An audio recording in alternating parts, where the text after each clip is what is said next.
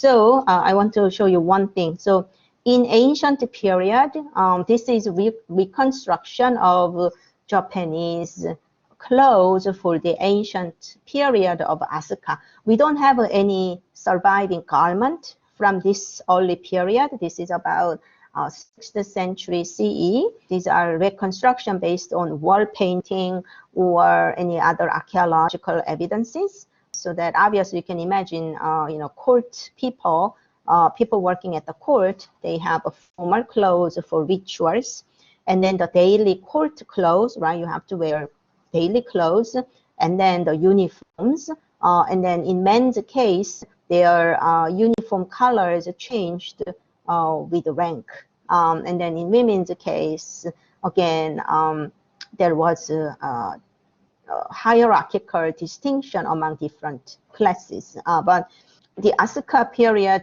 dress is very different from the common, the current kimono that you just saw. It's more like a long jacket and skirt ensemble with waist tie, and then you sometimes use some border decorations. So the idea is coming from here. The wall painting of the 7th century, we have this woman with a long jacket and then long skirt, but then jacket was tied with a belt. So that is ideas behind the reconstruction of Asuka period fashion.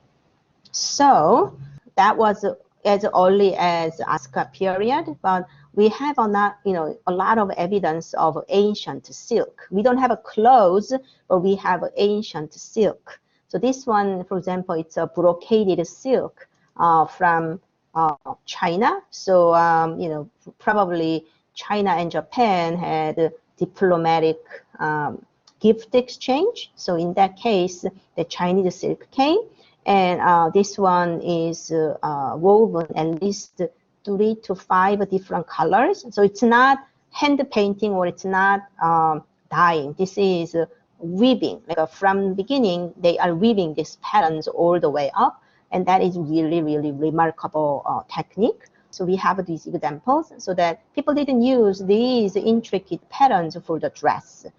This one probably used as a cover of a religious text, or such a limited use. Examples of really lavish examples of really lavish textiles, because they were precious and cherished, but we don't have any actual examples of dresses like this in archaeological evidence.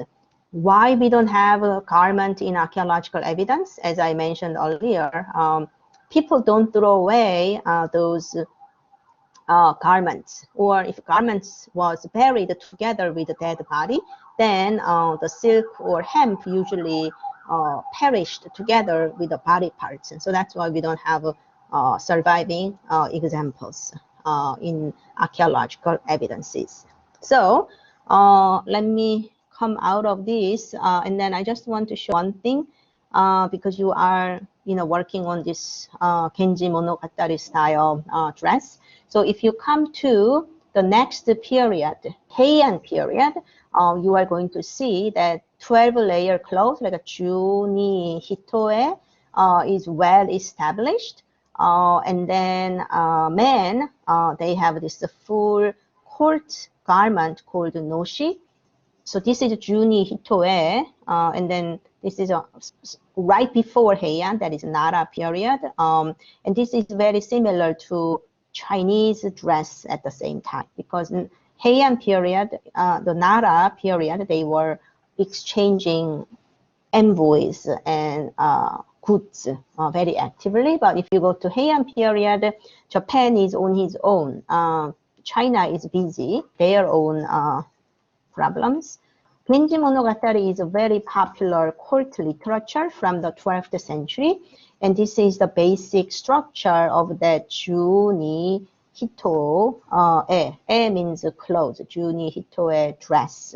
So you have underneath a long sleeve dress, Naga Bakama dress underneath, and then it's not really 12 here, but we always call it juni hitoe, like 12 layers, so that you have layers of clothes, right? Like from the white, green, and then yellow and red, and then when you come to this patterned green garment, you are going to see a little bit more lavish patterned textiles. Here it says fifth clothes. It's called itsuju ginu. So you have a fifth garment, so it's like 5 layers already. And then the green one with a lot of more like patterns here. It's called uwagi, like a garment, outer garment. And then all the way on the top, you see a little short sleeve, but a lavish red with gold foiling, and it's called karaginu, means it came from the Tang Dynasty of China. So the idea is this is sort of exotic, foreign, really delicate, lavish textile on the top. And then, so I think that's basically the ideas. So eventually, if you remember all of those little vocabulary of it, will be nice. But when we complete each unit, we will have a vocabulary unit. So in it, like at least you have to know what juni hitoe means. Or you should be able to identify, for example, in this diagram, you can say, oh, so that is furisode, and that is kosode, like a short sleeve kimono. And then you can say this is example of juni hitoe, and then you can say it's uchikake. At least you can say a few distinctive forms of dress from Japanese culture. So let me stop sharing. Do you have any comments or questions? Yeah, Nancy. So this isn't everyday wear, is it? Is it just when they're out socially, or they're not wearing this in the house every day, right? This is something occasionally? Right. Yeah, the clothes that I am showing to you is usually for either ceremonies or important occasions.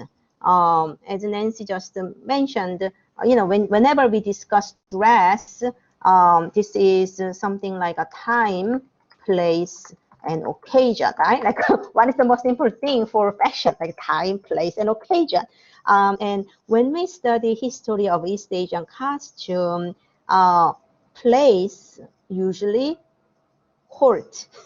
we want to start with the most impressive examples, right? So usually we talk a lot about imperial family or aristocratic family or court officials or military warriors, those people. And I always talk about that. What about ordinary people? What do they wear? Well, even silk, they can rarely wear. If they get married, right, or if they have a really important occasion in their life, they may have a little silk. But in, let's say, it also varies from period to period, but let's say Edo period, if you are living as a farmer's wife, do you own a silk kimono? Maybe.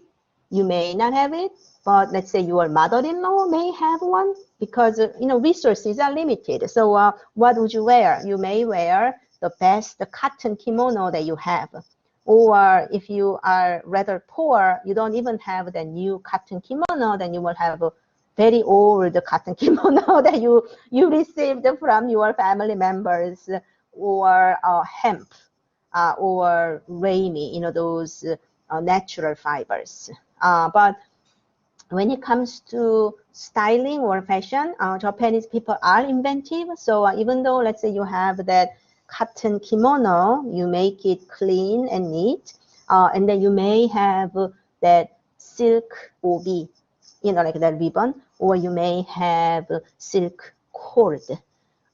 So it's limited. So the kind of example that I am showing to you, because we also want to work in, let's say, costume design or film industry, we usually focus on that high society, like an imperial court, or military elite, or courtiers, those people. And also in terms of primary sources, these are the ones that we know very well, right? We have written records. But ordinary citizens, all the way up to the 19th century, mainly cotton, and then hemp, or Japan, they also have reimi, beautiful reimis.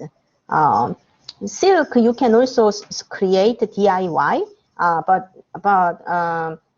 the quantity is really limited. So I really want you to think about that issues of sustainability, living with your nature, because you don't throw away bed sheets or bed linens or your own clothes. It should be repurposed always for something else. Any other questions or concerns? So I don't want to, sound brutal, but pay some attention. So at least today, if you understood well, you should know the difference between furisode and kosode. Can you, ask yourself, do you know the difference? Do I know the difference between furisode and kosode? Well, Alisa, can you tell me what's the difference between furisode and kosode? Yeah, can you hear me? Yeah. I think that the difference between the fuisude is that it's for a younger woman and she's usually not married, and it has the long sleeves on the gown. And right. Kosode is? Kosode is I think short sleeve. Yeah, the kosode is the short sleeved one. I'm not sure. Does it have a certain pattern to it? So patterns are up to the wearer.